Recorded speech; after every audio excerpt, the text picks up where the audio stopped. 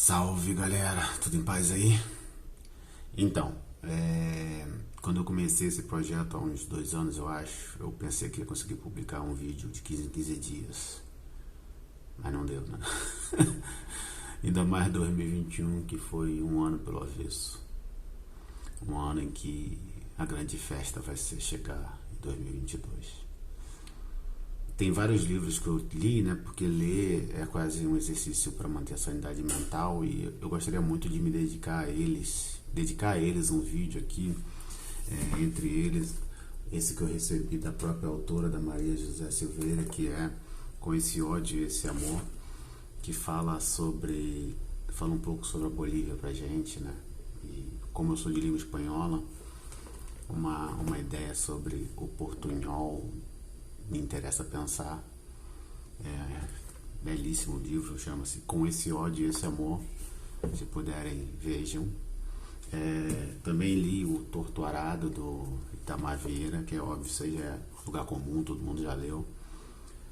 Escrevi pro meu blog Ideias à Deriva, né? Pro Blogspot, bota aí no Google.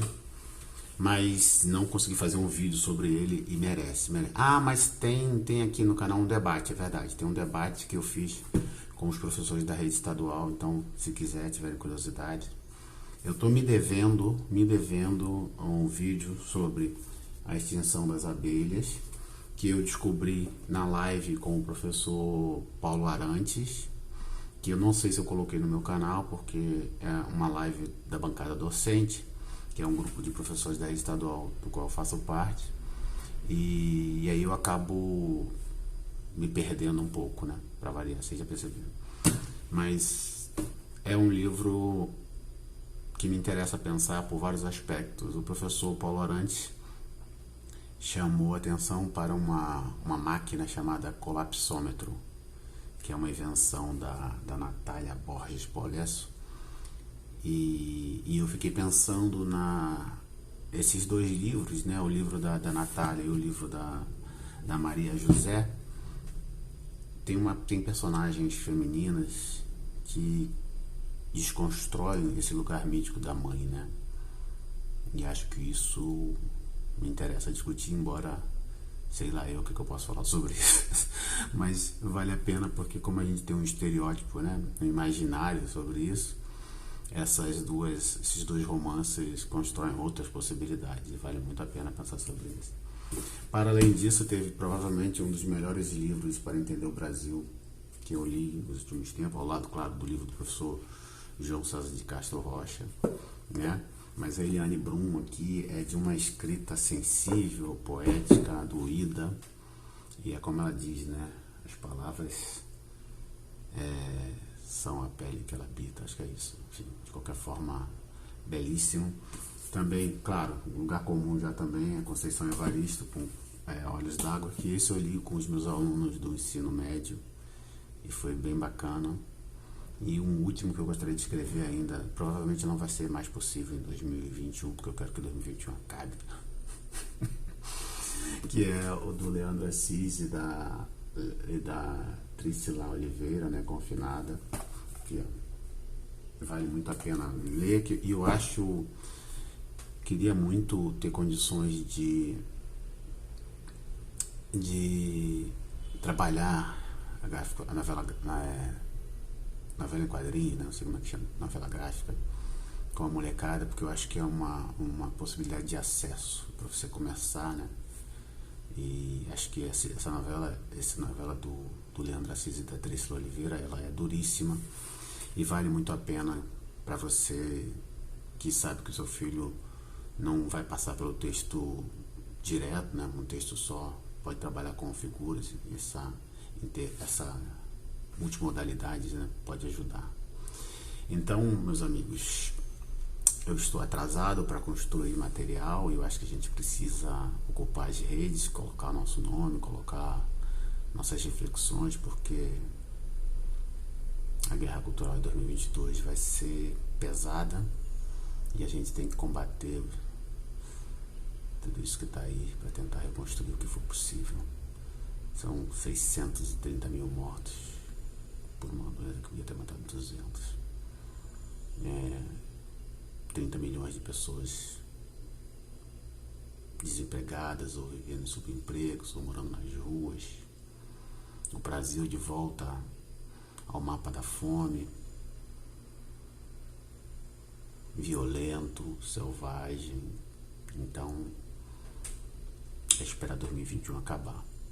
Mas, como nós não podemos só apanhar, eu queria postar aqui uma das entrevistas, um dos bate-papos que a gente teve esse ano com o professor João César, que me deu uma alegria gigantesca, que foi o bate-papo que nós tivemos com o padre Júlio Lancelotti. E nessa repostagem eu queria agradecer a todos os intelectuais, jornalistas, todas as pessoas que ofereceram um pouco do seu tempo para bater um papo com a gente. Todas vocês são generosidades que fazem a pena, fazem a gente acreditar que dá para ser diferente. E aí, para fechar, eu vou colocar aqui toda a entrevista do padre, todo o bate-papo com o padre Júlio Lancelotti. Mas eu queria lembrar uma coisa que ele falou para mim, né? Porque em todas essas bate-papos, inclusive a última com a antropóloga Letícia Cesarino, eu pergunto assim, meio desesperado, né? Como se eu tivesse 12 anos. Qual é a solução para isso, gente? Eu preciso que vocês me deem a resposta, cientistas. E claro que os cientistas não têm a resposta. Quem tem a resposta é o padre Júlio Lancelotti. E o padre Júlio Lancelotti diz algo assim: nós não vamos vencer, Márcio. Porque quando nós estivermos perto de vencer, eles mudam a regra do jogo e a gente tem que começar tudo de novo. A gente vai continuar porque a gente é fiel àquilo que a gente acredita. E a gente vai continuar porque a gente não consegue ser como eles. E de alguma forma, ser fiel a nós mesmos é a vitória possível. Feliz Ano Novo, Bom Natal. A gente se encontra na estrada, na luta. Até daqui a pouco. Tchau.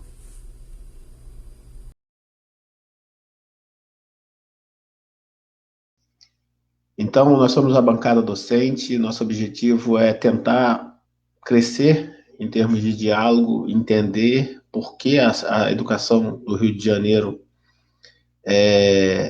não é uma prioridade, enquanto estados mais pobres conseguem desenvolver um trabalho maravilhoso, e tentar, a partir do momento que a gente identificar isso, construir caminhos para que o estado do Rio de Janeiro ocupe o lugar devido na educação brasileira. E a gente gostaria muito de estar dentro desse projeto. A gente pensou esse projeto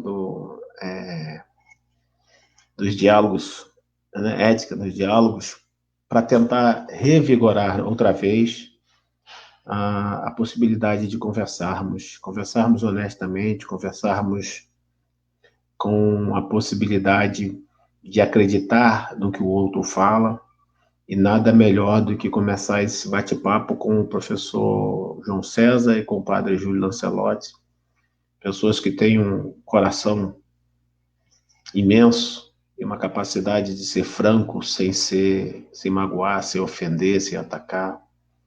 E acho que a gente vai viver uma experiência maravilhosa hoje. Deixa eu ver, o André caiu, tá voltando, deixa eu ver se funciona, para ver se ele fala agora. André, te ouvimos? Você me ouve? Agora melhorou bastante. Opa! Você me ouve agora? Ouço perfeitamente. Já ia aquele ex-secretário nosso. Eu falando ovo, quase saiu ovo. Então, André, eu falei um pouco da bancada docente, e aí você fala aí do mandato compartilhado. O que é isso?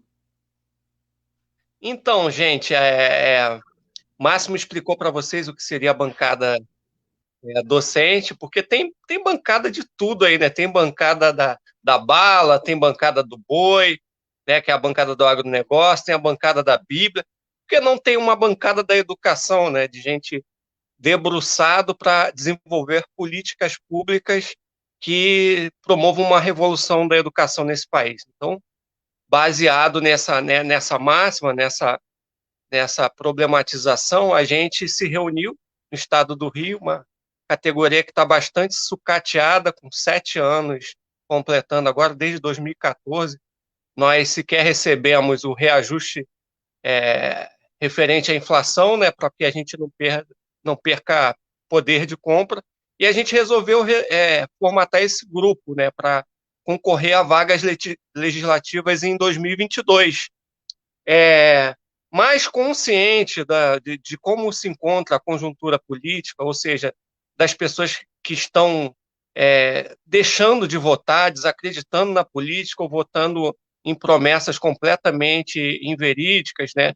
E entendendo também que essa descrença da política, das pessoas, não é aleatória. Realmente nós passamos, faz muito tempo, episódios muito ruins da nossa história, principalmente ligados à corrupção, mas também a uma falta de conexão dos mandatos com a base. Ou seja, as pessoas elegem o camarada lá, né, a pessoa, e depois a pessoa desaparece, né? O deputado André, desaparece. Deixa eu te pedir uma coisa. A gente tem 2 minutinhos para o Padre Júlio entrar, eu não queria atrasar. Fala da surpresa, do sorteio do livro, para ver se a gente anima as pessoas. Beleza. Então, gente, só finalizando, em 30 segundos eu finalizo. Um mandato compartilhado é um mandato que, depois de eleito, vocês vão continuar ligados ao deputado. Tá? Vocês vão opinar, as decisões vão ser baseadas no que a maioria escolher.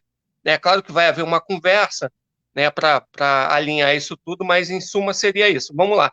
Agora vamos falar um pouquinho sobre o nosso sorteio. Qual o livro que nós vamos sortear, Márcio? Vamos Você está sortear com o ele livro aí? do professor João César, Guerra Cultural e Retórica do Ódio, que o Padre Júlio já leu, a gente vai falar sobre isso aqui também, e vai ser autografado, gente, então tem até o carinho do autor que vai estar com a gente também. Então, gente, a gente vai fazer o sorteio desse livro durante a nossa live. É uma inovação que a gente está promovendo hoje. É aquela velha história, vocês nos ajudam, a gente ajuda vocês. Ganhar um livro assim, né? Chegando em casa autografado, quem não quer, né? E a gente vai pedir ações bem simples de vocês para que vocês nos ajudem na divulgação, né? Para que mais pessoas conheçam essa obra e, enfim, e também a bancada docente. É simples, vocês precisam, nos comentários da live, marcar 2 amigos, tá? 2 amigos para, de repente, assistir a live aqui com a gente agora ou depois, e também compartilhar na sua linha do tempo. O compartilhamento na sua linha do tempo precisa ser público, tá? Não pode ser só para amigos, porque quando a gente for lá fazer a conferência, se você, vencedor, atendeu às regras do jogo aí, a gente precisa ver o compartilhamento lá na sua linha do tempo para que você esteja habilitado. A gente não vai fazer esse sorteio hoje, a gente vai fazer esse sorteio na sexta-feira, às 19 horas, aqui mesmo, na página da bancada. Né? A gente vai vasculhar ali os comentários e precisa fazer isso. 2 pessoas marcadas, 2 amigos marcados e um compartilhamentozinho só, para aumentar o nosso alcance aí. Valeu. Muito bem, André. O professor João já está, o professor Júlio também está. André, se quiser, volta depois para conversar com a gente. Vou abrir os 2. Até a próxima, André. Um abraço, meu irmão.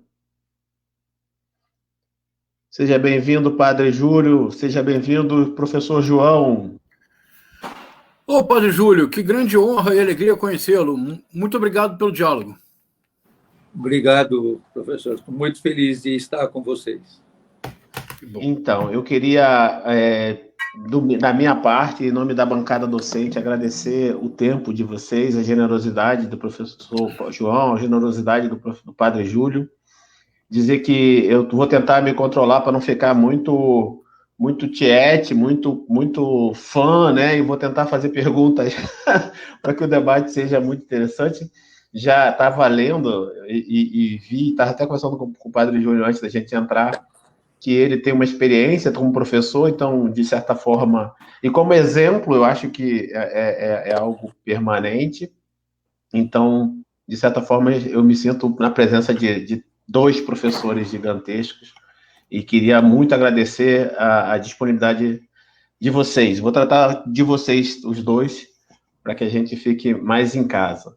Padre Júlio, por favor, fale um pouco com a gente. Eu anotei algumas coisas aqui sobre essa história de professor.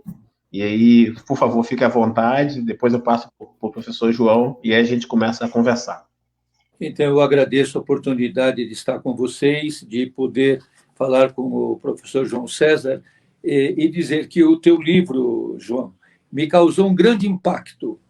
Realmente, eu falei muito sobre esse seu livro porque ele me chamou muita atenção, não só por toda a etnografia textual, todo esse estudo, essa gênese, mas como você chama atenção para um comportamento também de ouvir aqueles que nos atacam e procurar entender a estrutura desse pensamento.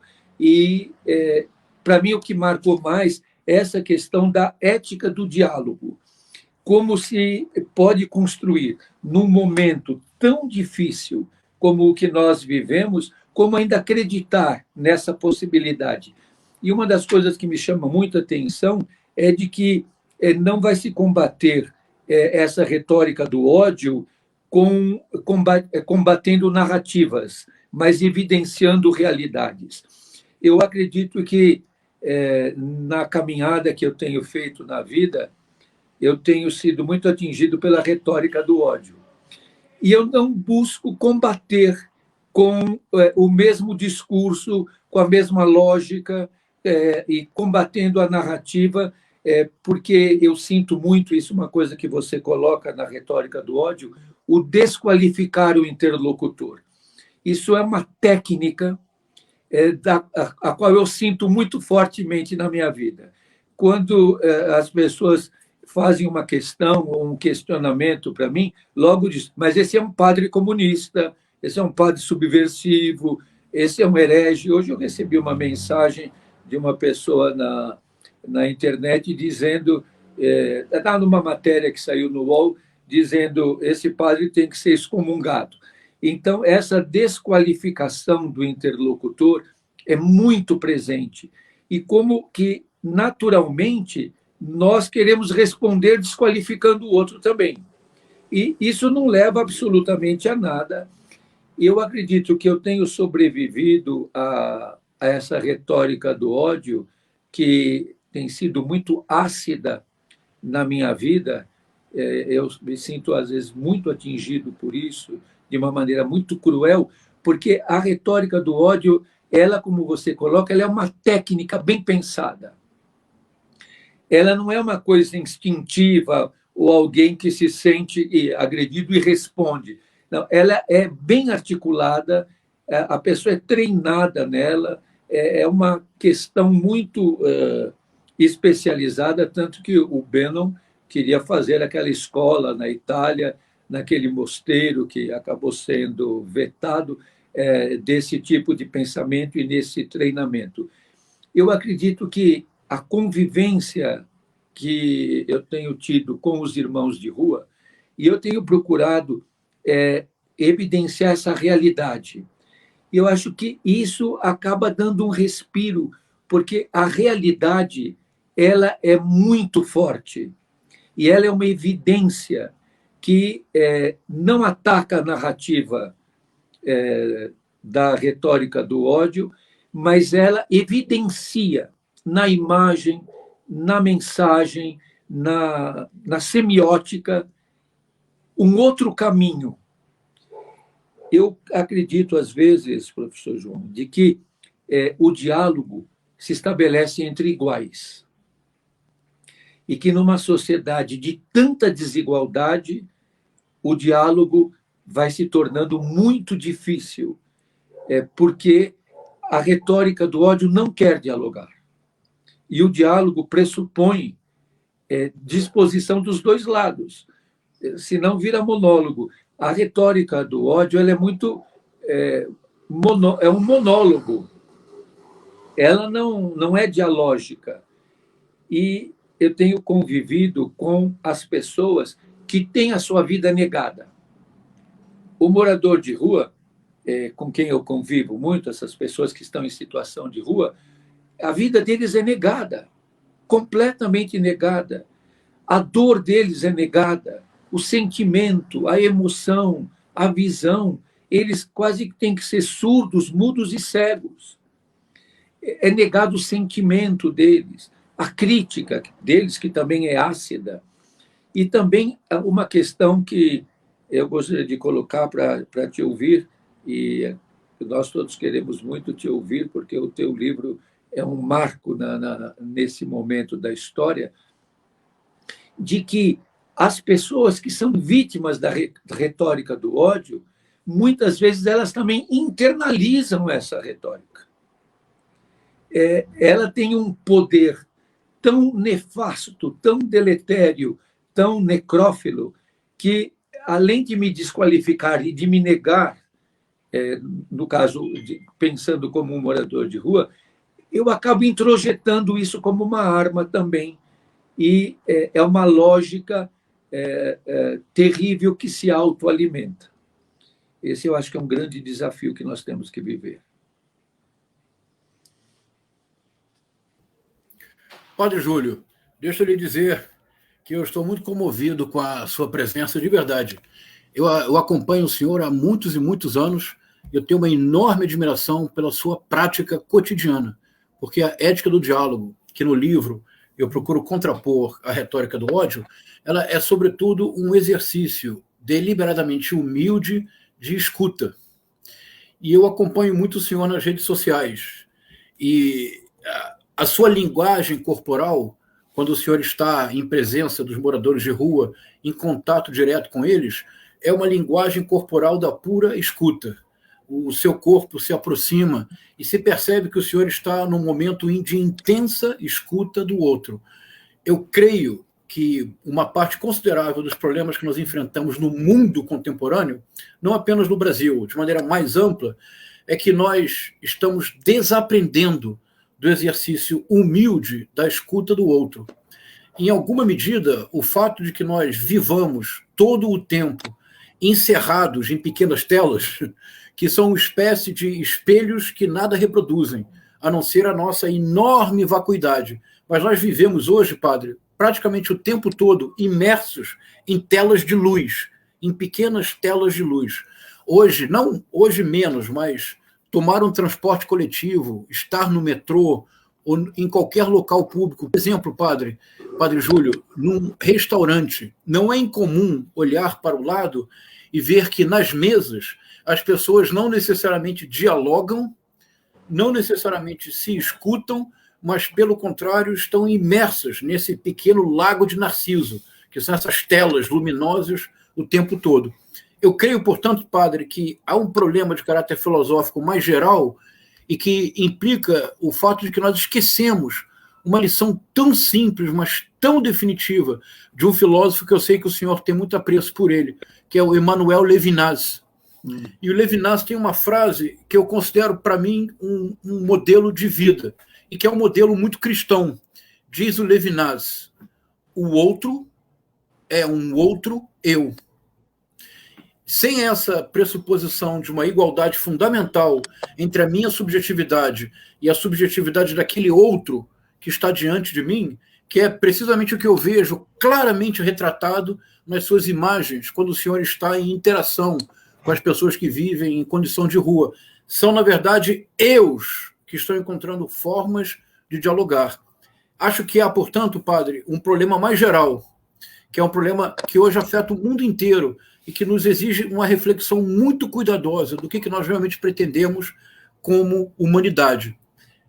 Se nós pensarmos esse problema no Brasil, Padre Júlio, a situação se torna dramática, porque é algo que eu tenho pensado muito e gostaria de ouvir o senhor sobre o tema. Aliás, hoje eu quero, na verdade, escutar o senhor mais do que falar. Me parece que nós precisamos pensar num dilema. O dilema é que nós não devemos concentrar muito da nossa atenção e ainda menos da nossa energia na figura histórica do Jair Messias Bolsonaro. É uma figura histórica menor, é uma figura histórica da qual muito em breve estaremos todos afastados. Os que ainda não se afastaram de todo, muito em breve já não suportarão a grosseria, a rispidez, a truculência, esse jeito miliciano de ser, que é o oposto do que nós buscamos. Mas o que me preocupa muito, Padre Júlio, é que este homem, que reconheçamos, ele é um perfeito Ricardo III shakespeariano. O senhor se recorda que na primeira cena de Ricardo III, numa novidade formal extraordinária para o teatro elisabetano, o Shakespeare coloca no centro do palco o vilão. Mas não um vilão que dissimula como um Iago, que finge não ser aquilo que é. O Ricardo III, pelo contrário, é um vilão que vai para a boca de cena e diz para o público: bom, já que não sou dotado dessas qualidades naturais, serei um rematado vilão. E ele descreve tudo que ele fará para chegar ao poder. E tudo que ele fará, padre, é semear o ódio, a discordância e produzir sempre mais morte, até que ele chega ao poder, mas nele fica muito pouco tempo. Padre Júlio, o presidente da República é o nosso Ricardo III. Ele nunca ocultou quem ele era. O discurso que ele hoje faz na presidência, ele fazia como deputado, ele fez como militar. Há uma coerência no Jair Messias Bolsonaro que é uma das chaves para entender a adesão a ele. Agora, o que me preocupa mais, Padre Júlio, eu queria escutá-lo muito sobre isso, é que me parece que nós devemos nos concentrar menos na figura histórica do Jair Messias Bolsonaro, é uma armadilha, é não disputar narrativas, como o senhor disse, é ater-se à realidade dura, por exemplo, dos que moram na rua. Mas nós precisamos nos perguntar, padre, e aqui eu quero muito escutar o senhor, não será possível pensar que o bolsonarismo antecedeu a Bolsonaro e o sucederá? O verdadeiro dilema da sociedade brasileira não será o fato de que a sociedade brasileira se formou a partir de uma recusa decidida do outro, do indígena, do escravizado, da mulher, do homoafetivo, do transexual? Será que o Brasil não se formou como sociedade pela recusa decidida do outro? Será que o Bolsonaro não é uma expressão infeliz de um movimento que nos acompanha há muito? Eu acredito que sim, e que isso é muito certeiro. Você deve conhecer um filósofo argentino que vive no México, que é o Henrique Dussel. O Henrique Dussel foi meu professor. Uau! Professores mais rigorosos que eu tive. Ele era muito exigente, mas é um homem, um intelectual e um professor de mais alto nível. O Henrique Dussel fala muito da libertação nos níveis erótico, político e pedagógico. No erótico, a relação homem-mulher, ou homem-homem, mulher-mulher, mas a relação que se estabelece no amor.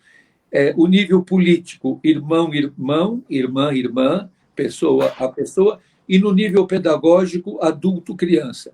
Nisso, eu acho que a questão pedagógica é uma questão muito séria, porque você vê, por que nesse momento e na história se combate tanto Paulo Freire? Claro. Por que se combate Mília Ferreiro? Porque essa educação bancária que resiste tanto, a meritocracia que esteve sempre presente e a questão do escravagismo. O Henrique Dussel traz a questão do uroxídio, o assassinato da mulher, o assassinato do índio, do indígena. E nós vivemos agora de maneira aguda, agudizou essas questões que estão presentes. Eu gosto muito de lembrar o pensamento da Simone de Beauvoir. Tem gente que fica me criticando, dizendo, não, padre, citando a Simone de Beauvoir. Mas é uma grande pensadora, sem dúvida nenhuma. Ela diz uma coisa interessante, que depois o Paulo Freire diz, e eu acho que é semelhante, os dois pensam essa questão da mesma maneira. A Simone de Beauvoir diz: os opressores não teriam tanto poder se não tivessem tantos cúmplices entre os oprimidos. E o Paulo Freire vai colocar de que a cabeça do pobre é a hospedaria do opressor. Então, essa questão, acho que é um dilema pedagógico nosso, um dilema filosófico de como enfrentar. E há outros pensadores que dizem que a tarefa mais difícil é desacorrentar aquele que está feliz acorrentado. Então, é um desafio muito grande. Mas nessa questão que você estava colocando, João, me lembrou muito quando eu acompanhei muito as mulheres presas. Eu fui capelão da penitenciária feminina do Tatuapé durante todo o tempo que ela existiu. E ali é a negação do outro, a negação do corpo da mulher, a negação da sua dignidade. Eu vi ali o corpo daquelas mulheres torturadas. Elas me chamavam quando estavam presas na cela forte, e eu, como padre, exigia de que iria dar assistência religiosa a elas, e elas mostravam o seu corpo machucado, torturado. Eu ficava terrivelmente aturdido de ver que muitas vezes elas tinham apanhado de homens, e eram os guardas, homens que batiam nas mulheres. E um dia alguém me perguntou, acho que esse ponto que eu gostaria de partilhar com você: por que quando você fala com as presas, elas prestam tanta atenção? Porque vem, às vezes, o juiz, elas não ouvem, contestam, xingam, porque os discursos são todos de negação da realidade que você está vendo. E eu disse um dia que eu fui também pensando, o que acontece, o que eu faço ali? Pensei, eu digo para elas o que eu leio nos olhos delas. E agora, na pandemia, com o uso das máscaras, eu tenho procurado me alfabetizar nos olhos dos moradores. Ah, que bonito isso, padre. Eu procuro me alfabetizar para ler a indignação, a raiva, o afeto, o carinho, a solidão. O olhar é uma forma pedagógica. Eu tenho falado muito dessa pedagogia do olhar. E é muito interessante que eles não estão acostumados a serem olhados. Então, quando você olha para eles, vê nos olhos deles, e às vezes eu até ouso perguntar, eu não gosto de fazer muitas perguntas para eles, mas eu pergunto algumas vezes, o que você está vendo nos meus olhos? E aí eles me olham bem e ficam olhando bem nos meus olhos e dizem o que eles estão lendo. E muitas vezes eles dizem uma coisa que me surpreende. Eles dizem, eu vejo nos teus olhos carinho, eu vejo nos teus olhos amor, eu vejo nos teus olhos que você gosta de nós. Eu acredito que isso tudo é uma forma de resistir ao massacre. É uma forma de resistir ao massacre que destrói. Uma fotógrafa italiana muito jovem, ela veio me ajudar aqui no Brasil e ela disse, eu vou fotografar os moradores de rua. Eu disse, vamos fazer uma outra proposta. Ao invés de você fotografá-los, ensine-os a mexer na câmera fotográfica e vamos ver o que eles fotografam. E você os fotografa fotografando. E ela fez um livro fotografando os moradores de rua enquanto eles estavam fotografando e nós fomos vendo o que para eles era importante. E ela fez o livro de uma forma que as fotos deles eram a cores e as fotos dela em preto e branco. Para perceber, eu acho que isso que nós temos que perceber, o olhar do outro. Que bonito, padre. Uau! O senhor me lembrou uma passagem que para mim foi muito importante de uma peça do William Shakespeare. É curioso, padre, a literatura me ajuda muito a precisamente abrir os olhos e compreender a realidade de outra forma. Sim. E talvez isso seja interessante para pensar de outra forma o dilema brasileiro. Eu nunca havia pensado antes de escutá-lo agora. Veja, padre, é a peça Júlio César. É um instante inicial da peça, quando se urde a conspiração para o assassinato de Júlio César. E é fundamental para os conspiradores que uma figura participe da conspiração, que era uma figura considerada impoluta, era admirada em toda a cidade. Se esta figura aderisse à conspiração não mais seria. Seria apenas um gesto para salvar a República e impedir que César se tornasse imperador. Aliás, padre, isso é muito atual no Brasil de hoje. É preciso um gesto para salvar a República e impedir que nós tenhamos imperadores e dinastias. Então, o Cássio, ele faz uma série de elogios excepcionais a Brutus, que é essa personagem que precisava aderir à conspiração. Mas são elogios extraordinários, são tão excessivos que, ao final, ele pergunta assim para o Brutus, ele diz: Brutus, can you see your face? Você pode ver o seu rosto?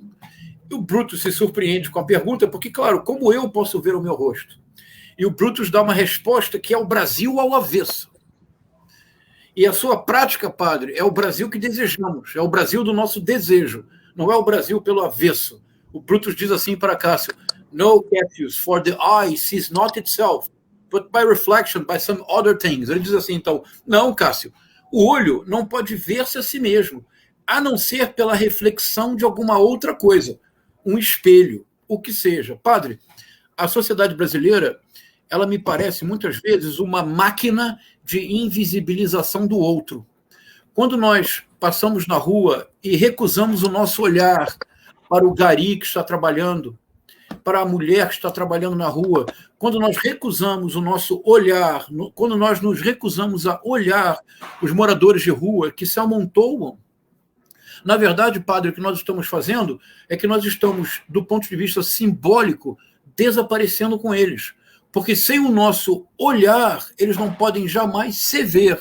Então, o senhor se aproximar deles e pedir que eles descrevam o seu olhar é uma forma profunda de tornar o Emmanuel Levinas carne e realidade nas ruas de São Paulo. Porque quando eles olham o senhor e descrevem o senhor, na verdade, o senhor está restituindo a eles a plena subjetividade. A capacidade de defini-lo passa a ser deles. Nesse momento, padre, o diálogo, a ética do diálogo realmente existe. E, padre, eu sei que parece utópico, mas eu creio profundamente que nós podemos ainda, neste país, ter uma sociedade na qual nós nos olhemos e, sobretudo, nos escutemos, como todos nós agora queremos continuar escutando o Senhor. Sabe que quem marcou muito na minha vida foi Dom Luciano Pedro Mendes de Almeida, o bispo que me ordenou padre. Um dia perguntaram para Dom Luciano: Dom Luciano, quem é a pessoa mais importante para o senhor? Ele disse: a pessoa mais importante para mim é aquela com quem eu estou falando. Olha. Essa é a pessoa mais importante para mim. Quem faz muito isso também é o Papa Francisco. Ele, às vezes, está no meio de uma multidão e a pessoa com quem ele está falando parece que ele abstrai tudo que tem à volta dele e ele está ouvindo aquela pessoa. Então, ouvir aqueles que ninguém ouve, ouvir o gemido que ninguém ouve, ouvir o pedido que ninguém ouve, ouvir a história que ninguém ouve e ver a pessoa sentir-se existente porque ela está sendo vista. Eu tenho dito muito que eu não trabalho com a população de rua, eu convivo com eles. E eu tenho que procurar entender a linguagem deles, entender também todas as manhas, todas as questões que eles vivem. Mas procurar entender que eles têm sentimentos, emoções, contradições, que eles não são nem anjos nem demônios, e que nós precisamos, e acredito que eu descobri uma senha para essa convivência. E esta senha é o olhar. Eles não são indiferentes ao olhar. Se você olha para eles, na maior parte das vezes eles vão retribuir com o olhar e de uma maneira de aceitação. Alguns não querem, põem um limite, quase como querendo dizer: você está me invadindo, o que você está olhando? Porque ele está acostumado a viver nessa invisibilidade. mas o olhar faz sorrir. E há pouco tempo um grupo de jovens me disse: nós queremos te acompanhar na Cracolândia. Eu falei: então vamos lá. E eu comentei muito com eles: nós temos que captar o olhar deles. Eu desenvolvi uma técnica para captar o olhar. Então, quando eu entrego alguma coisa, eu faço de tal forma que eles olham. E muitos sorriem. E os jovens ficaram olhando e foram percebendo essa maneira de fazer, de captar o olhar. Essa é uma forma de combater a invisibilidade, de captar o olhar. E também perceber, muitas vezes, na agressividade deles, não uma questão pessoal. É uma questão que tem um certo simbolismo, é uma metáfora. Eu acredito que a retórica do ódio ela usa muitas metáforas também. E metáforas como, por exemplo, alguma coisa que às vezes eu pergunto para as pessoas que dizem isso: me diga 4 características do comunismo. Quando hoje eu postei uma foto que um rapaz que é fotógrafo e que me ajuda, ele faz, e ele fez uma fotografia que eu estou caminhando e tem uma flor na calçada, e ele fez aquela flor que a gente, quando criança, pegava e soprava. E eu disse: tem uma flor no caminho. E aí tem vários comentários, e um comentário que apareceu lá diz assim: temos que combater o socialismo. Eu falei: onde será que ele viu o socialismo nessa foto? Aí eu pergunto, às vezes, nas conversas, quais são as características que te fazem identificar o comunismo? Então, entra nessa imagem de dizer: é comunista, então é uma pessoa deletéria, é uma pessoa má, é uma forma de desqualificar. É isso. Eu acredito que a pedagogia do olhar, a pedagogia do amor, a proximidade é capaz de uma ética do diálogo que começa a dialogar com aqueles que ninguém dialoga, que começa a ouvir aqueles que ninguém ouve, que começa a considerar os sentimentos, as emoções, a revolta daqueles que são desconsiderados, daqueles que são tidos como nada. E uma coisa, João, que você coloca muito, de que o bolsonarismo não começou com o Bolsonaro, tem toda uma origem. Uma das coisas no teu livro que mais me fez pensar foi o Orville, tanto que eu consegui o Orville para ver. Você diz que ele é inóspito e é terrível, realmente é um catatal enorme. E eu fui lá ler algumas passagens do Orville, porque o Tortura Nunca Mais, eu tive o privilégio de conviver com Dom Paulo Evaristo Arnes, com o James White, e quem me ajudou e me defendeu muitas vezes, em muitos momentos da minha vida, foi o Luiz Eduardo Greenhalgh, que é muito amigo e até meu compadre. E vendo tudo isso e pensando tudo que nós vivemos e a origem de todo esse pensamento e essa retórica do ódio, eu acredito muito que uma dimensão que nós perdemos é a dimensão histórica. E nós acreditamos muito que a mudança está na minha intencionalidade. A mudança está no processo histórico. E é no processo histórico que a minha intencionalidade vai ter que se encaixar para que a mudança ocorra. Porque esse pensamento bolsonarista, ele não começou agora e nem vai terminar agora, como a minha luta não começou agora e não vai acabar agora. Eu penso muito numa pessoa que você deve ter olhado muitas vezes, um grande profeta e um grande poeta, Dom Pedro Casaldáliga. Claro. Dom Pedro morreu agora durante a pandemia. Me emocionou demais toda a forma da morte de Dom Pedro. Eu convivi com Dom Pedro Casaldáliga em alguns momentos e ele marcou muito a minha vida pela sua maneira de ser, pela sua luta, pela sua coragem, pela sua poesia, pela sua forma de ver o mundo. Dom Pedro foi sepultado descalço, carregando a cruz dos indígenas, com a estola da América Central, no cemitério na beira do rio Araguaia, no cemitério dos esquecidos, no meio de pessoas desconsideradas. No momento da pandemia, neste governo, a negação de tudo o que ele poetizou, profetizou e sonhou. Mas a luta dele não acabou. A luta dele está plantada com ele naquela terra da beira do rio Araguaia para florescer, para frutificar.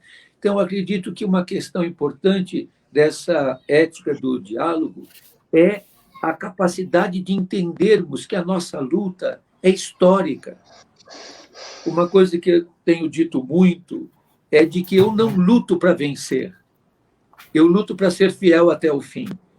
Eu serei derrotado, e já fui derrotado muitas vezes, e serei muitas vezes derrotado. Mas não é isso que me importa. Eu não estou procurando vitórias, eu estou procurando a fidelidade à luta. Eu acredito que esse sistema neoliberal que nós vivemos, e é uma coisa que eu tenho refletido muito, e você ajuda muito a pensar nisso, ele não é somente uma questão de estrutura econômica, política, é uma epistemologia. Nós pensamos de maneira neoliberal.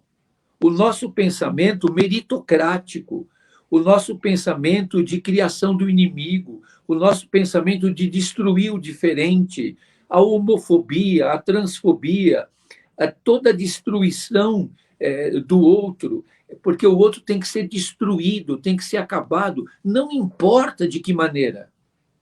Não tem limite moral, não tem nenhum limite. É destruir o outro, porque ele confronta o meu pensamento, não tanto pelo discurso, mas pela sua própria ação, pela sua própria maneira de ser. E isso você vê, Dom Pedro Casadáliga foi combatido dentro da igreja. Não é que ele foi combatido fora da igreja. Ele foi combatido muito dentro da igreja também. Porque esse pensamento bolsonarista, ele também está dentro da igreja. Ele está dentro das religiões. Quando se diz que nós vivemos uma cristofobia, na verdade, o que nós vivemos é uma fobia às religiões de matriz africana. Esses é que estão sendo destruídos, martirizados, demonizados. As mulheres trans, nós vivemos uma situação dramática de assassinato de mulheres trans. Ontem, lá no centro comunitário, onde eu vou toda manhã, eu levo, às vezes, para os moradores de rua, quando eu consigo, meias. Eles ficam muito surpreendidos de ter um par de meia novo, de ter uma cueca nova que ninguém usou, porque toda vez que chega uma cueca de doação, é já usada. Então, quando eu levo lá as cuecas novas, eles ficam muito surpreendidos. E eu levo também calcinhas novas para as mulheres, porque elas também não conseguem ter uma calcinha nova. Mas na mesa onde a gente coloca as calcinhas novas para as mulheres, as trans e as travestis também vão buscar calcinhas. E aí algumas, às vezes, ficam pensando, será que o padre vai achar ruim? Eu digo, não, você vai lá e pega, você quer usar. E ontem uma dessas trans passou lá e eu disse para ela, você não vai pegar uma calcinha? Ela falou, não, não vou pegar, eu quero que você escolha uma para mim, porque eu quero ver se você tem bom gosto. Aí eu peguei uma que estava lá e falei, essa aqui para ela. Ela olhou para mim e falou assim, arrasou. É uma outra forma da pedagogia do olhar, padre Júlio. Aceitar. Muita gente contesta, você tira fotografia do lado delas, você as defende. Eu digo, por que não? Por que não defendê-las? Como aceitar esse massacre machista, homofóbico, transfóbico contra pessoas tão desprotegidas? E você vê que eu fui processado pelo pelo presidente Jair Bolsonaro, antes dele ser presidente, porque numa das falas que eu tive pública, eu estava falando justamente da homofobia, do racismo e do machismo. Então, essas questões, elas estão em nós de uma maneira, às vezes, imperceptível. E nós, como o Covid-19, você pode ter de maneira sintomática e transmiti-lo, a homofobia, o racismo e o machismo podem estar não detectados em você e você está transmitindo no comportamento.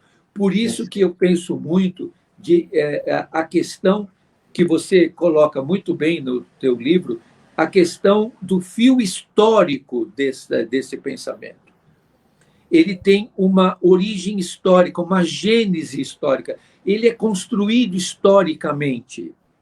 A reação, eu gosto muito daquela tua análise sobre a questão histórica do Tortura Nunca Mais e como que os generais, proibindo algumas coisas, eles mesmos caíram na armadilha que eles fizeram. Então, essa dimensão histórica que eu acredito que esse modelo que nós vivemos tirou de nós.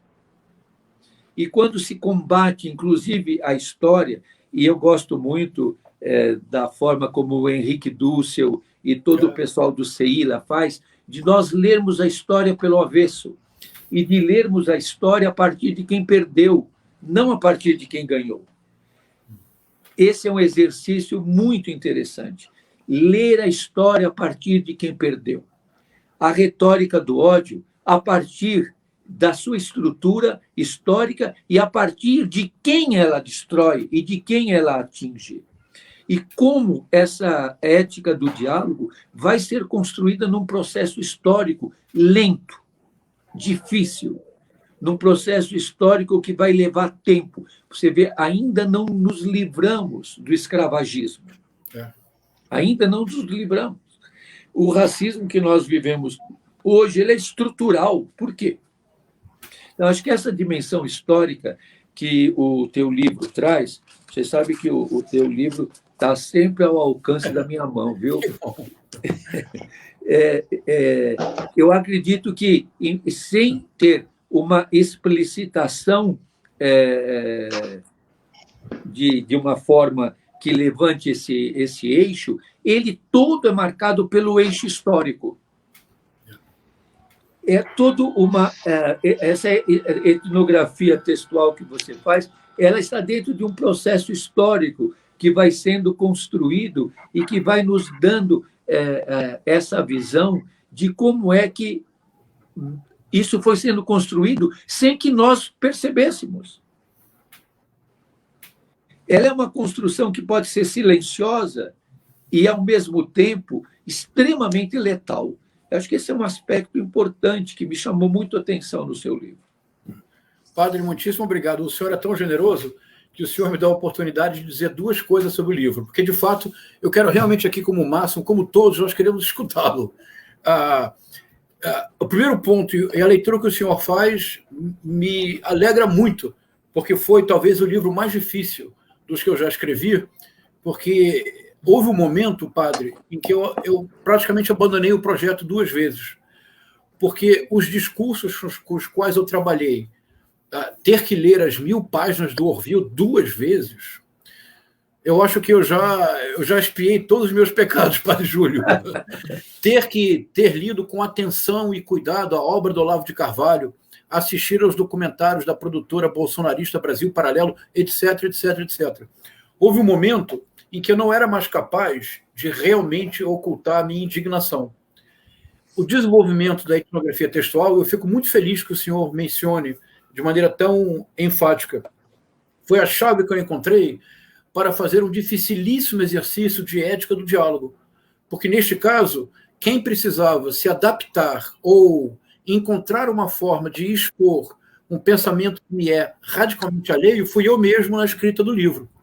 Se, por acaso, padre Júlio, eu tiver sido bem-sucedido, a intenção é criar uma linguagem nova e mostrar para a sociedade que o bolsonarismo é inaceitável Não porque, e nós poderíamos recorrer a muitas analogias históricas, porque recorda traços do fascismo, porque possui elementos do nazismo, como, aliás, um ex-secretário da Cultura deixou claro a parodiar de maneira óbvia a figura do Joseph Goebbels.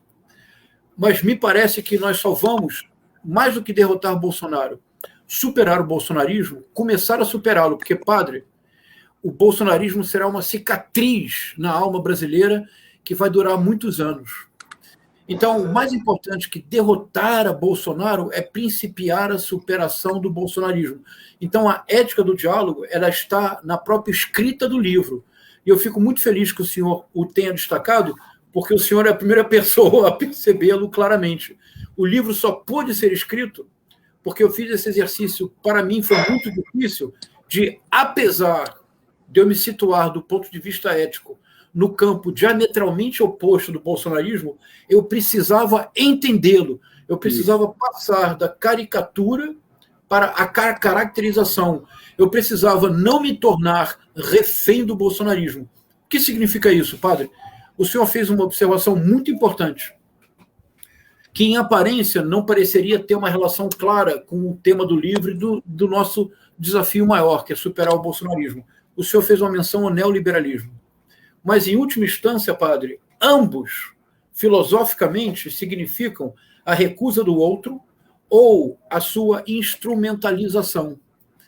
O que o neoliberalismo realmente significa é a instrumentalização absoluta de tudo que não seja espelho, incluindo aí, padre, o meio ambiente. Incluindo aí, padre, todos os viventes, não apenas a nossa espécie, todos os viventes, como diria Guimarães Rosa. O fato de que hoje o que realmente mantém o Jair Messias Bolsonaro no poder, falemos a verdade, padre, ainda que seja dura, não é tanto o apoio das Forças Armadas, quanto a confiança que se preserva de uma certa elite financeira em relação ao Paulo Guedes. Sim. Esta confiança, padre, ela explicita, e o senhor pode nos esclarecer isso melhor do que ninguém, o caráter apocalíptico do momento que vivemos. Isto é, nós vivemos a maior tragédia da história brasileira.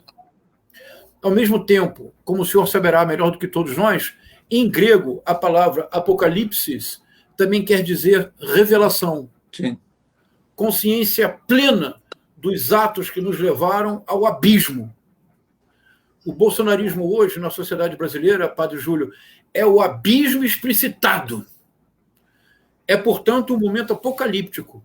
É nossa a tarefa de torná-lo não apenas trágico, mas também revelador. Revelador de todo o processo histórico que tornou o Jair Messias Bolsonaro possível. Nós precisamos muito, padre, utilizar esta circunstância trágica na qual estamos para vislumbrar um novo país, que finalmente será uma nação. A minha intuição, padre, e por isso eu tenho uma admiração tão grande pelo senhor, é que o seu gesto cotidiano é um farol para a nação que nunca tivemos, porque nós só deixaremos de ser um país bem-sucedido para cada vez menos e muito poucos, para talvez ser uma nação. Mas isso só acontecerá, padre, para usar as suas palavras, quando nós conseguirmos tornar a pedagogia do olhar que o senhor propõe uma prática diária. E, nesse sentido, as suas palavras são tão fortes, também me emocionam, de que a população de rua é apocalíptica, porque ela revela a nossa crueldade, ela revela a falência das nossas políticas sociais. É muito aquilo que o Papa Francisco diz na exortação apostólica Evangelii Gaudium, quando ele disse que o descarte, a palavra descarte, ela é mais dramática do que exclusão, porque quando a gente usa exclusão, o poder neoliberal inventou a política de inclusão, e não tem a política de reencarte. O descartado é a revelação da perversidade, da negação da vida dos fracos. Então, eu penso de que é o momento de estarmos muito junto dos negados, dos invisibilizados, dos jogados fora, daqueles que são considerados o resto, porque com eles, não para eles, com eles, nós temos que construir a esperança. Essa pedagogia da resistência, essa pedagogia da ética do diálogo, essa pedagogia do olhar, ela é uma pedagogia de uma esperança teimosa, é uma pedagogia de resistência, é uma pedagogia de achar as brechas. Nós temos que achar as brechas esperançosas de solidariedade, de fraternidade, que não são dimensões religiosas, são dimensões humanas. Eu gosto muito daquilo que diz Sua Santidade, o 14º Dalai Lama. Quando perguntaram à Sua Santidade, o 14º Dalai Lama, qual a melhor religião, ele disse, é aquela que te faz mais humano. Essa é a melhor religião. A educação, acho que toda a economia, o meio ambiente respeitado, você vê a encíclica do Papa Laudato Si, quando ele coloca essa questão dessa ecologia integral. Não vai ser a mudança do ministro Salles anti-meio ambiente por um outro, porque a política vai ser a mesma. A política vai ser a mesma. Como nós vamos resistir sem destruir? Acho que essa é uma chave importante. Resistir sem destruir. Lutar sem estar armados. Amar sem odiar. Amar defendendo os fracos. Nós temos que romper esse círculo fechado do ódio. Nós temos que romper isso a partir das vítimas, a partir dos abandonados. Quando eu estou junto com as mulheres trans de rua, com as travestis de rua, para mim isso é um gesto humano, político e pedagógico, porque eu tenho que aprender. Você sabe que quando você fala da etnografia textual, e o teu livro é o grande documento dessa etnografia textual, eu tenho pensado na etnografia pastoral. Ah, que interessante. De como que uma pastoral que não vai evangelizar, que vai ser evangelizada, que não vai para falar, que vai para ouvir também, que não só ensina, que aprende também, que não só veste, mas se veste também. Eu vejo em alguns momentos, outro dia tinha um irmão de rua deitado, desalentado, com a cabeça coberta, e quando eu os vejo assim, eu vou bem perto, me inclino e chamo, irmão, irmão. E às vezes eles se descobrem assim com medo, porque às vezes eles não sabem o que é quando alguém chega perto, que pode ser que é alguém que vai atacá-los. E quando eles vêm, em geral, eles sorriem. E um que não estava nada bem, eu pus a mão na cabeça dele, próximo, e ele sorriu. Aí eu falei para ele, o que você lembrou? Ele falou, da minha mãe. Porque só quem punha a mão na minha cabeça era minha mãe. Então, pensar que essas pessoas negadas, abandonadas, têm lembrança, têm memória. E que você precisa entender o mundo dele, e isso que eu chamo, essa etnografia pastoral. Você tem que estar tão próximo que você viva com ele o que ele está vivendo. Que você entenda o que ele está sofrendo, o que ele está vivendo, não por uma explicação, mas pela proximidade e pela vivência. Uma das coisas que sempre nós aprendemos, não só dar de comer, coma junto. Isso é... Coma junto com ele. Padre. Quer dizer, nós precisamos resistir aprendendo a construir pontes e não levantar muros. Exatamente. O gesto... Isso é um princípio que o Papa Francisco coloca muito, né? Professor João, Padre claro, Júlio, Márcio, por favor. Não, a questão é que assim, eu acho que o ideal era que a gente marcasse para a gente se encontrar toda semana, se possível todo dia, para ouvi-los todos. Vamos a São Paulo, Márcio, colaborar com o padre. Não, Padre Júlio, já estava combinado aqui em casa, a gente vai para São Paulo lhe conhecer e, sei lá, ser útil nesse momento para a gente poder estar junto com o senhor e tentar, de alguma forma, mesmo que seja minimamente, colaborar com esse país. E eu tinha duas questões que eu queria pedir nesse momento. A gente falou muito dos invisibilizados, e eu acho que essa é uma grande questão, quando nós temos 505 mil invisibilizados, né, e uma parte significativa dessas mortes por uma estupidez decidida, né? Por uma opção, né? E aí eu queria, porque a gente combinou, né, João, de não, embora a vontade seja ficar aqui até meia-noite, mas acho que não é justo. E combinou de lhe aproveitar as suas palavras, Padre Júlio, e os comentários. Eu estou pedindo para a gente pensar uma palavra para essas famílias, né? Porque algumas ainda elas perderam um ente querido, elas ainda estão sozinhas, ainda não perceberam o que aconteceu, né? E eu fico pensando que talvez a gente possa dar um pouco de afeto daqui, de longe, para elas, e pedir a vocês dois que pensem no itinerário para que essas vidas, de alguma forma, estejam presentes. Eu gostei da ideia de que nós somos uma luta, né? A nossa fidelidade é pela luta, e essas pessoas que forem embora, elas fazem parte desse processo para a construção de um país que um dia, tenho certeza, será justo. E, por enquanto, a gente vai ter que trabalhar bastante. Então, eu queria pedir para que vocês dois, na medida do possível, pudessem pensar um pouco nessas pessoas, já nos orientando como acalentar, né? E principalmente porque eu ando preocupado, Padre Júlio e João, que é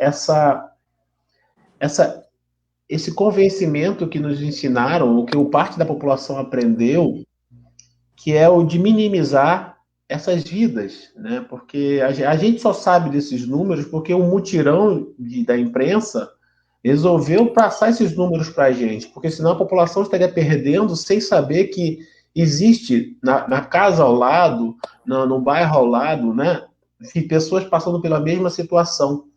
Então, o processo, se eu consigo me explicar bem, é como se ele estivesse criando milhares de ilhas que sofrem sozinhas, né? E que essas pessoas amanhã acordam para ir para a luta e não tem tempo nem de pensar no luto, não tem tempo nem de chorar os seus, porque em alguns casos não puderam nem ver os seus. Então eu queria pedir a vocês um pouquinho, e eu não sei se é possível isso, porque eu acho que o assunto é tão pesado, 500 mil mortes, não tem nem como ficar leve isso, mas é que a gente tem um momento tão bonito, eu fiquei tão cheio de energia que eu queria passar um pouco dessa energia para essas famílias que estão por aí nesse momento, e eu queria que vocês dois nos dessem isso. Eu penso que a dor desse momento é tão grande que nós ainda não a compreendemos totalmente. Eu ouvi esses dias os cientistas e pesquisadores dizendo que do 500 mil, mais de 500 mil de mortos, 400 mil não precisariam ter morrido agora, e isso é uma mistanásia, é uma morte antecipada. E que, segundo os pesquisadores, a maioria dessas pessoas teriam pelo menos mais 18 anos de vida, em média. Então, é uma tragédia que se abateu sobre nós. Nós estamos vivendo a tragédia aturdidos, nós não percebemos tudo. A dor que nós estamos vivendo agora, ela é tão intensa e tão grande que nós não a percebemos tanto. E nós queremos e lutamos para sobreviver, por isso lutamos pelas vacinas, para que chegue o mais rápido possível para todos. Mas essa dor que nós estamos vivendo agora, e que cada um vive, é a dor do amor. Se não tivesse o amor, não teria toda essa dor. É a dor do amor. Eu tenho procurado dizer para as pessoas, e sempre eu pergunto para as pessoas, por que nós rezamos pelos mortos? É interessante que a maior parte das pessoas fica me olhando, o que o padre está perguntando isso? Por que nós rezamos pelos mortos? E a resposta que eu tenho é, porque nós os amamos. Nós rezamos pelos que nós amamos. Os que partiram são nossos amados. A dor que nós vamos carregar para sempre, mas é a dor do amor. E nós precisamos descobrir que o amor nos torna imortais. Quem ama não morre jamais. Esses serão nossos heróis, são nossos heróis, que foram atingidos e que tombaram neste momento de luta, de guerra, que foram asfixiados, que foram negligenciados, que foram abandonados, que morreram sozinhos na dor, as famílias que estão tão doloridas, tão sofridas. O que eu posso dizer é que a tua dor é a minha dor. Eu sofro com vocês, eu choro com vocês, eu sinto saudades com vocês. E é uma perda irreparável, mas que tem que ser para nós a força e a coragem de continuar lutando para que essa dor seja vivenciada e não negada, mas que ela nos faça mais fortes na resistência do amor. Padre Júlio, eu comecei tão comovido pela sua presença que eu esqueci de fazer algo fundamental, que é agradecer. Agradecer, em primeiro lugar, a sua extraordinária generosidade. Quando eu vi, os amigos me enviaram vídeos do senhor falando do meu livro de forma muito generosa, eu finalmente pensei, então, de fato, valeu a pena todo o sacrifício. Primeiro agradecimento ao senhor pela generosidade e pelo exemplo, no sentido forte da palavra. Imitatio Christi. Agradecer muito ao Máximo Lustosa, que está fazendo a curadoria desses eventos, e agradecer muito pela enorme honra de compartilhar esses momentos com o senhor. Mas eu também não posso deixar de agradecer a duas pessoas que foram fundamentais para estabelecer a ponte que agora nos une, que é o Sérgio Mata e a Ângela Mata. Eu não queria terminar sem fazer esse agradecimento, que não fiz no princípio, porque, de fato, a sua presença me comove muito. Quero aproveitar, dizer algo que talvez o senhor possa também colaborar conosco na reflexão. Me parece, Padre Júlio, que a nossa tarefa agora é, com serenidade, objetividade, com amor à verdade, criar uma linguagem que nos permita transmitir para a sociedade brasileira que este fenômeno histórico que vivemos agora, o bolsonarismo, ou a explicitação de um longo processo histórico que deformou a sociedade brasileira, porque menos do que a formação de um país, o que nós tivemos foi a deformação de uma sociedade que se transforma numa máquina de exclusão de toda alteridade.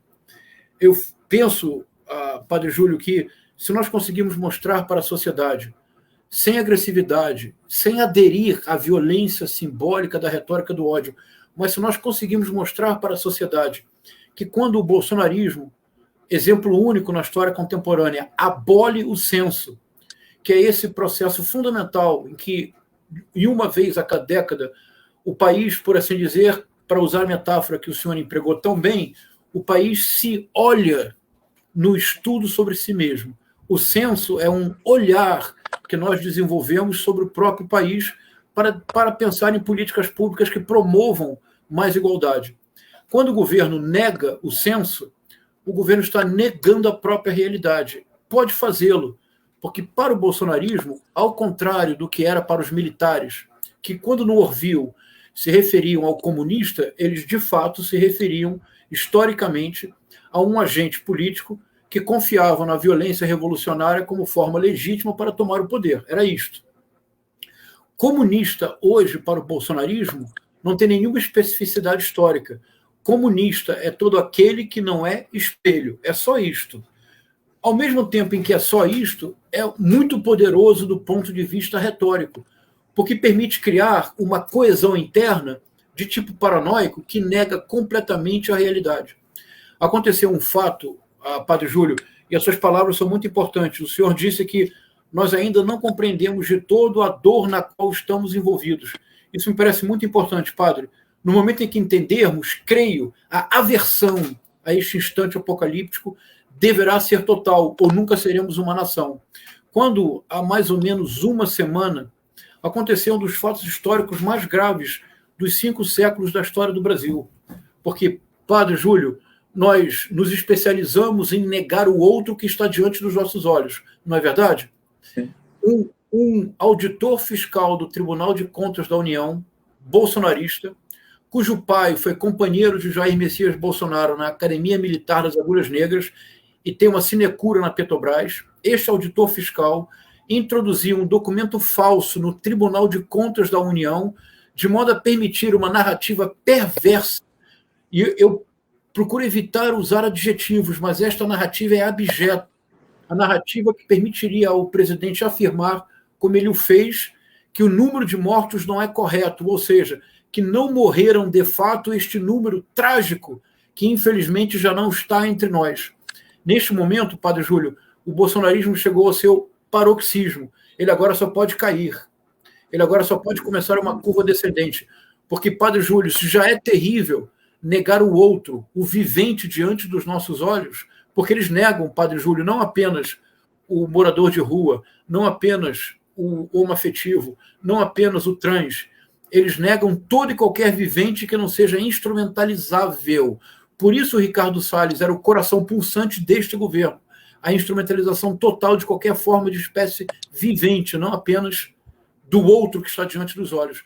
O presidente passou de todos os limites éticos, tornando-se propriamente uma não pessoa. Porque, Padre Júlio, como é possível tornar o morto um outro a ser negado? Como é possível que agora as massas digitais bolsonaristas estejam envolvidas numa narrativa que nega o luto do outro, a dor alheia, que nega, Padre Júlio, que as pessoas morreram? Eu creio que aqui o apocalipse se estabelece de forma geral.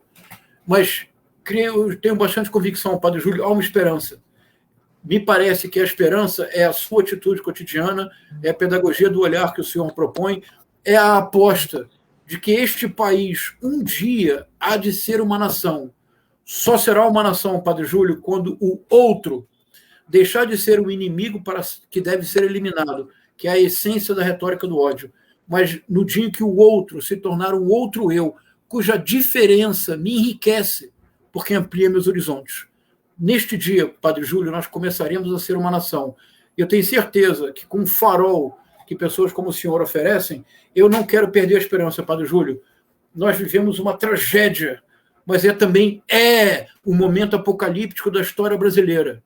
Transformemos este momento em consciência plena do que nos fez chegar ao abismo e mudemos a história deste país. Isso mesmo. E como diz o canto que o povo canta nas nossas comunidades, axé, irá chegar um novo dia, um novo tempo, uma nova terra, um novo mar. E nesse dia, o negro, o índio e o mulato, e todos, e o branco, vão comer do mesmo prato. Ah, que bonito. É isto. Meus amigos. Muito obrigado, Padre Júlio, pelo seu exemplo. Obrigado. A gente combinou 1 hora. Eu queria muito lhe agradecer, dizer que fica aquela vontade de nos encontrarmos outra vez e outra vez. E eu acho que isso deve ser algum tipo de sinônimo de vida, deve ser essa vontade de ver de novo, de estar junto de novo, né? E se der tudo certo, em breve estaremos aí em São Paulo com o senhor. Então, agradecer, João, pelo seu livro, agradecer, João, pela possibilidade de nos reunirmos aqui, né, nesse momento em que nos reunirmos aqui enquanto a pandemia, a segunda dose, a vacinação da população como um todo, né, não chega, e que em breve nós estaremos de mãos dadas, né, ninguém larga a mão de novo, juntos, tentando mais uma vez. Porque eu saí daqui, Padre Júlio, com várias coisas que eu aprendi. Mas eu aprendi uma coisa que eu, sabe, assim, não sei se isso vai ficar muito infantil, mas aquelas coisas de camisa que eu queria guardar comigo, assim. A fidelidade à luta, né? Porque o projeto é bonito, o projeto vale a pena, ele vale a pena lutar por ele. Então, é ser fiel a esse projeto de vida que a gente acredita. E eu aprendi isso com o senhor hoje. Então, muito obrigado, muito obrigado. E estaremos juntos de novo, com certeza. Não, gente. Boa noite. Muito obrigado, Padre, por tudo. Boa noite. Obrigado. Boa noite. Muito bem, gente. Eu estou emocionado. Agradeço a vocês que estiveram por aí. A live vai ficar disponível na página da Bancada Docente. Depois eu vou colocar no canal no YouTube. Queria agradecer a vocês, pedir que acreditem na luta, né? Como o Padre Júlio ensinou. Aprendi tanta coisa hoje, gente. Tô bem emocionado. A gente se vê daqui a pouco. Se você puder, continue provocando o diálogo com pessoas dispostas a uma conversa franca, honesta e generosa. Tchau, gente. Até.